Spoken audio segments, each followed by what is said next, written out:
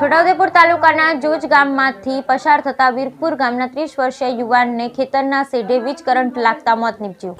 છોટાઉદેપુર તાલુકાના જોજ ગામમાંથી બાઇક લઈને પસાર થતા વીરપુર ગામના 30 વર્ષીય યુવાનને ખેતરના શેઢા ફરતે મૂકેલ વીજ કરંટ લાગતા ઘટના સ્થળે મોત નીપજ્યું હોવાની ઘટના બની છે।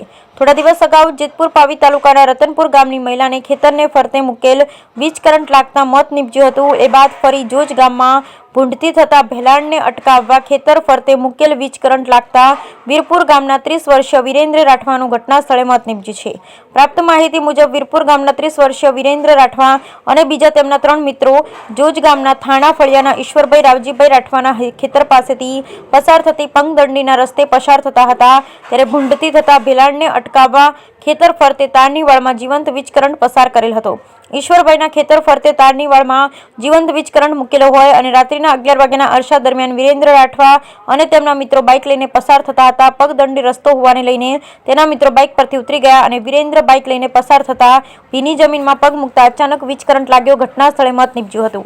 આ અંગે મરણ જનારના પિતા મનસુખ રાઠવાએ જોજ પોલીસ સ્ટેશનમાં ફરિયાદ નોંધાવતા પોલીસે ઘરના બોર્ડમાંથી ખેતર ફરતે તારની વાળના જીવંત વીજ કરંટ પસાર કરનાર ઈશ્વરભાઈ રાવજીભાઈ રાઠવા સામે એપિકો કલમ 304 મુજબની કલમનો ગુનો નોંધી પોલીસ ઇન્સ્પેક્ટર પીએચ વસાવા વધુ તપાસ હાથ ધરી। Bureau report Rehan Patel, Chhota Udepur.